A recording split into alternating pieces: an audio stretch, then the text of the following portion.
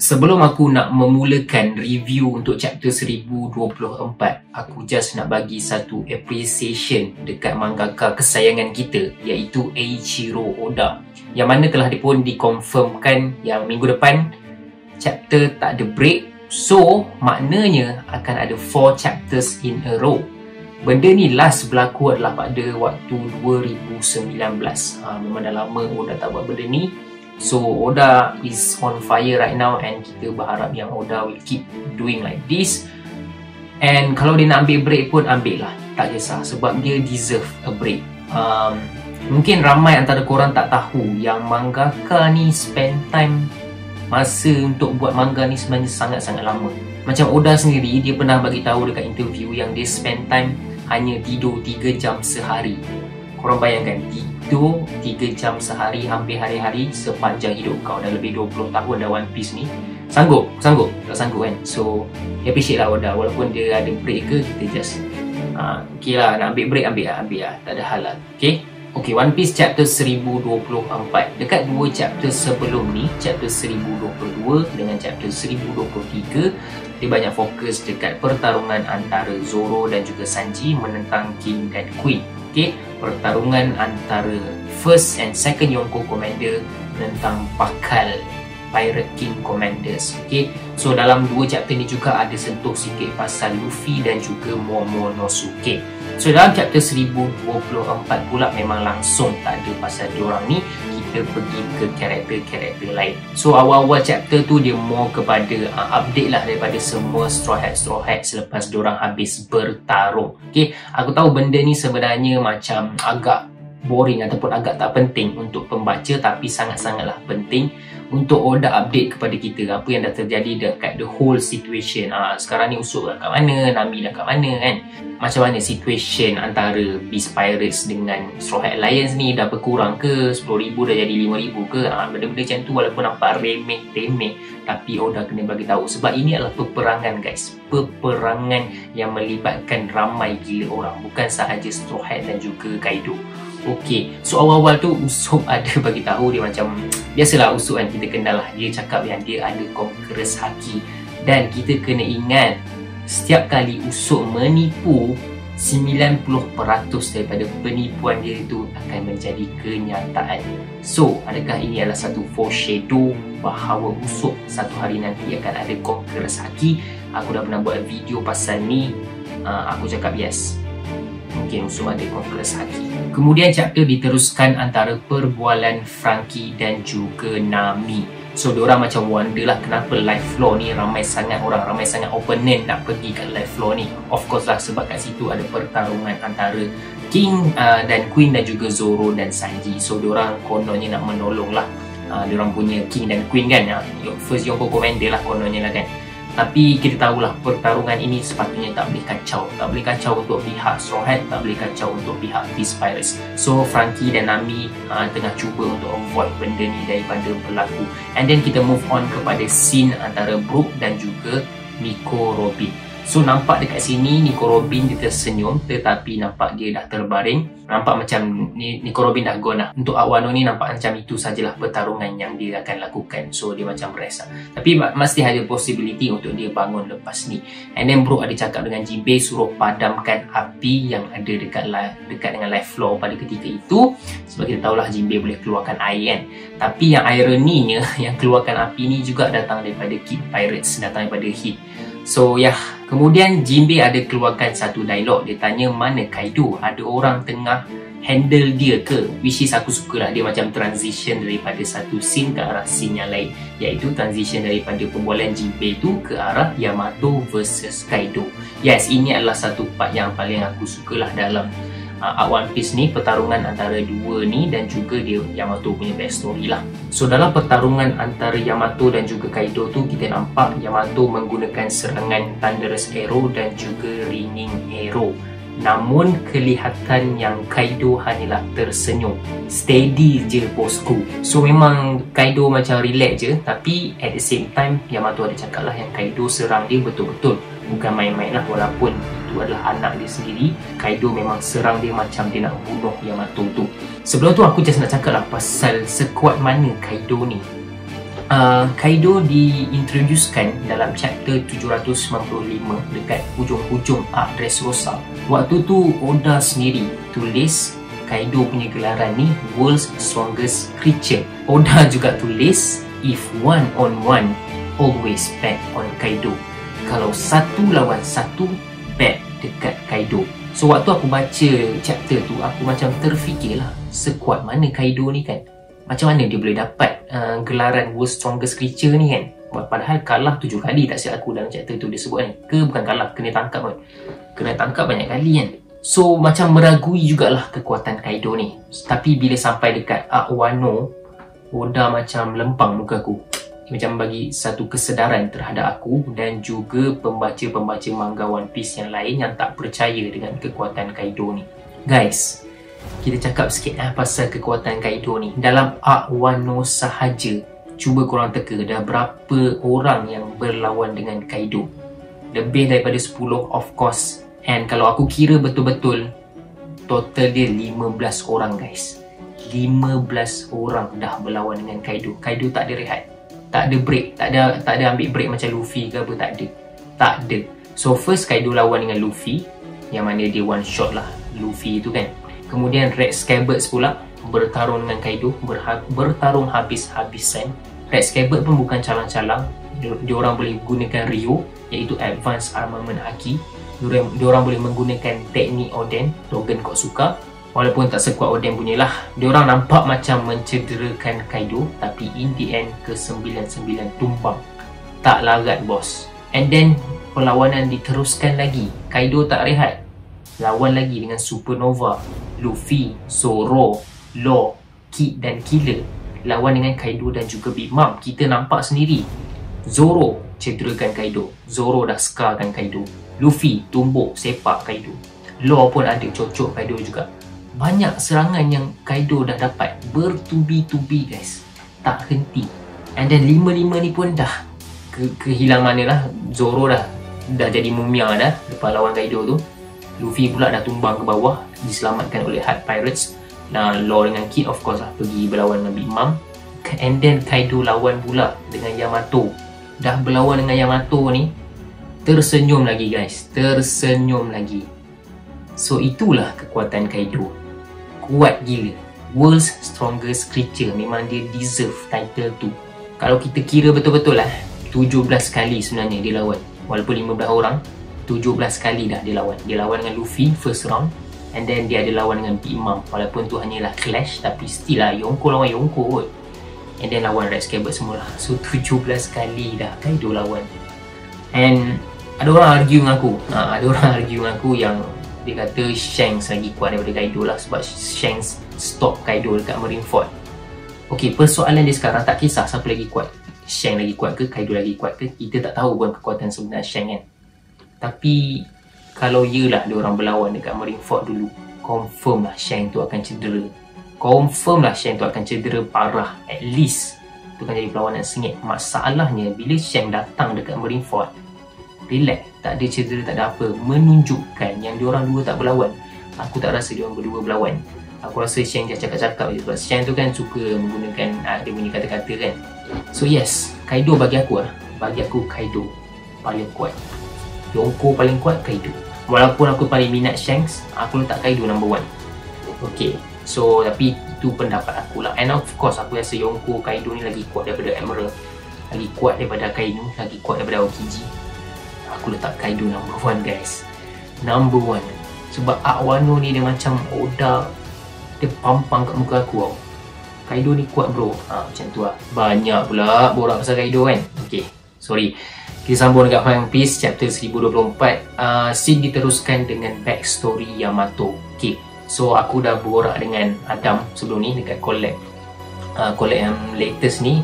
Kalau korang tak tengok lagi, korang kena pergi tengok lah. Collab tu pasal perkara-perkara yang perlu berlaku sebelum arc Wano ni habis. Dan dalam collab tu aku ada mention pasal asal usul King. Kita kena tahu pasal King.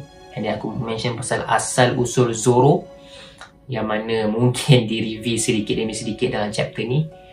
Maknanya Zoro punya backstory lah, kita kena tahu benda tu. And then last kali aku ada cakap pasal kita kena tahu backstory Yamato. Dan dalam chapter ni Oda macam tahu-tahu je dia bagi backstory Yamato. So dalam backstory tu kita dikejutkan bahawa Yamato mempunyai Conqueror's Haki. Daripada budak lagi guys, daripada kecil lagi Yamato dah menggunakan Conqueror's Haki. Waktu tu dia menggunakan dengan tidak sengaja lah, macam Ace waktu flashback ASE tu kan. So Yamato, aku rasa dia bukan sahaja ada Conqueror's Haki, tapi dia ada Advanced Conqueror's Haki. Sebab aku perasan ada orang yang komen pasal benda ni. Bila Yamato menggunakan tanda bagua dia, sama macam Kaido, kilat-kilat tu macam Advanced Conqueror Haki punya style lah kan. So nampak gayanya Yamato ada Advanced Conqueror's Haki, dan Yamato juga ada Mythical Zoan, iaitu kategori buah setan paling rare dalam One Piece. So persoalannya sekarang, kalau Yamato join Straw Hat Pirate, di manakah ranking Yamato? Sekuat manakah Yamato? Itu persoalan dia sekarang kan. Sebab dalam chapter ni lagi sekali Yamato bagi tahu yang she will fight for Wano and then she will go to the seas. Dia nak fight for Wano and then dia nak berlayar, dia nak mulakan adventure dia. Dan satu-satunya cara untuk Yamato pergi ke laut ni kan dengan mudahnya, join Straw Hat Pirates lah kan. Sebab kita tahu orang-orang yang join Straw Hat ni selalunya dia ada goal and then dia ada backstory yang sedih. Nampaknya kedua-dua ni macam Oda dah tick untuk Yamato. So ada possibility yang sangat-sangat tinggi untuk Yamato join Straw Hat. Tapi selalunya Oda pandai menggunakan red herring. Red herring ni apa dia macam, dia diverse reader lah daripada benda yang betul. So dia macam troll lah, dia macam dia bagi-bagi depan mata kita, kita rasa oh Yamato join Straw Hat ni, Yamato join Straw Hat, tiba-tiba tak jadi. Oda troll lah. Sebab benda ni macam terlalu obvious untuk Yamato join Straw Hat. Cuma aku berharap Yamato join lah.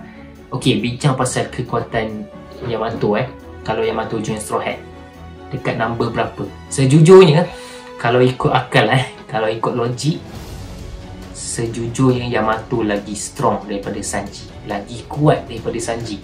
Di tempat ketiga. Guys, kita cakap pasal satu karakter yang bukan saja ada Mythical Zoan, tapi sekarang ni tengah berhadapan dengan Kaido one on one, walaupun tak nampak macam nak menang. Dan dia juga ada Advanced Conqueror's Haki. Guys, Conqueror's Haki tak ramai orang ada, tapi Advance lagilah tak ramai. Roger, Whitebeard, Kozuki Oden, Kaido, Luffy, Big Mom, Shanks, Yamato. Gila tak gila? Logiknya Yamato lagi kuat daripada Sanji guys. Yamato di tempat ketiga. Kenapa? Dan possibly boleh lagi kuat daripada Zoro, tapi disebabkan dekat sebelum ni Zoro dah menunjukkan dia punya feat yang dia ada Conqueror's Haki juga, dan dia boleh mencederakan Kaido. Nampak gaya macam Yamato tak mencederakan Kaido. Sebab itulah aku letak Zoro tu atas sikit daripada Yamato.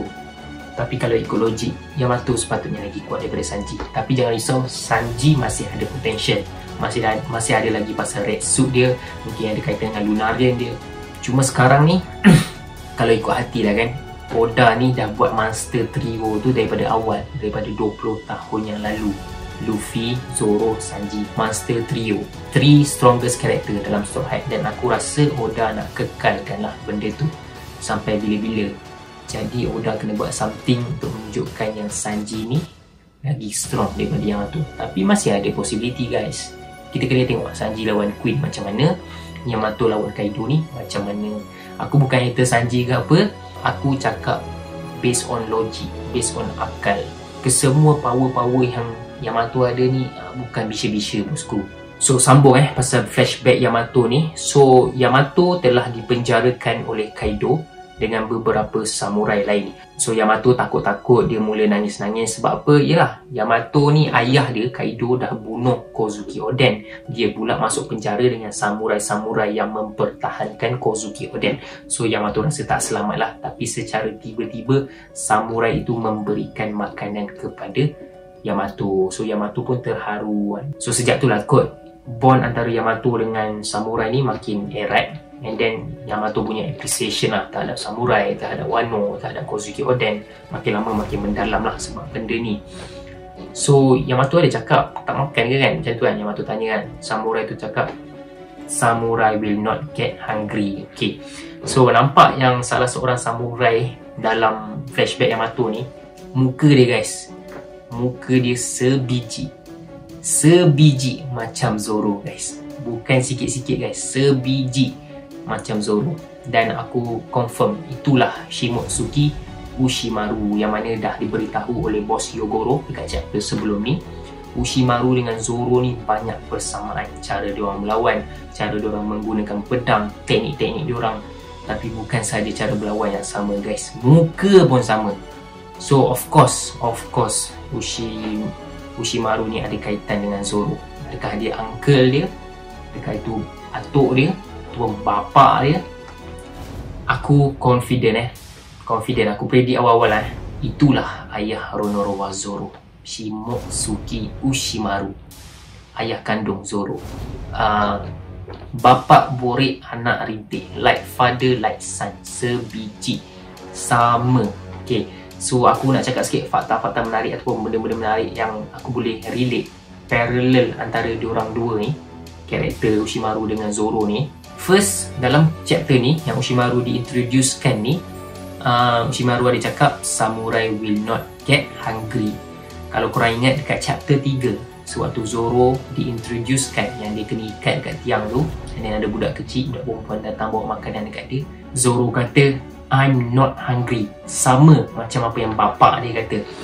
And then dalam chapter ni, bila Yamato tanya siapakah dia, Shimotsuki Ushimaru ni kata nobody important, orang tak penting pun. Kalau korang ingat antara iconic moment dalam One Piece, sewaktu Zoro mengambil kesemua kesakitan Luffy dekat arc Thriller Bark. Lepas habis tu semua dah bangun, Sanji berlari dekat Zoro yang dah pun berdarah-darah. Sanji tanya, apa dah berlaku? Apa jadi? Zoro cakap, nothing happened, tak ada apa-apa yang berlaku. Kedua-dua karakter ni ada similarities. Dua-dua ni tak suka mengaku pasal diri diorang ataupun pasal achievement diorang. And bila Ushimaru ni buka baju dia, yang kita nampak belakang badan dia, kita nampak ada tatu pedang. Dan tatu pedang tu sama macam tatu yang dimiliki oleh sensei kepada Zoro, iaitu Shimotsuki Kyoshiro. Sama guys, memang sama. By the way, aku lupa cakap tadi, yang samurai tu dia ada pedang hitam dan nampak macam Shusui. Dan kemungkinan besar itu Shusui. Sebab apa kita tahu Shusui ni telah dicuri oleh Gecko Moria sewaktu dia datang ke Wano jumpa Kaido. So kalau kita tengok timeline tu masih kena lah kan. So yes, aku rasa itulah ayah Zoro. Memang sangat-sangat banyak persamaan antara diorang ni. Kalau ikut daripada muka, daripada cara pergerakan, memang banyak gila guys. Memang banyak gila. Mungkin aku salah, tapi aku tak kisah pun kalau aku salah. And aku lagi suka lah kalau aku betul. Sebab ialah bapak Luffy Monkey D. Dragon. Kalau bapak Zoro pun orang yang cool juga, apa salahnya kan? Ada orang tak puas hati sebab katanya macam nak Zoro ni orang biasa-biasa je. Bagi aku, dua-dua tu tak penting. Bukannya kalau bapak dia samurai, dia akan jadi samurai yang hebat gila juga. Itu memerlukan dia punya struggle sendiri, hard work dia sendiri, hardship dia sendiri. Bukanlah ni reincarnation ke apa ke, bukanlah.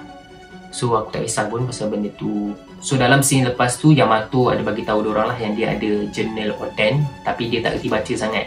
So diorang semua pun baca journal Kozuki Oden. In the end, samurai-samurai ni decide untuk membelahkan batu yang ada kat sana. Walaupun benda ni akan buat Kaido marah, tapi diorang decide untuk macam diorang nak back on Yamato lah. Diorang nak selamatkan Yamato ni sebab diorang rasa Yamato ni ada potential. And then kita move on kepada panel terakhir antara Yamato dengan Kaido. Yamato tanya, what right did you have to steal Wano freedom? What right did you have to steal my freedom? Dia mempersoalkan lah Kaido ni, kenapa Kaido kacau kebebasan dia, kacau kebebasan Wano. And then scene tu berakhir dengan serangan Tanda Bagua antara diorang dua ni. Masih lagi berlawan guys, dan mungkin Tanda Bagua ni adalah pertarungan antara Advance Conqueror Haki lah antara kedua-dua karakter ni, sebab nampak tak bersentuh guys, nampak tak bersentuh. So One Piece chapter 1024 pun berakhir. So chapter ni pun best juga, chapter ni pun 10 out of 10 juga. So tak sabarlah untuk chapter yang depan guys. Jumpa lagi dekat video akan datang. Sekian, terima kasih, bye.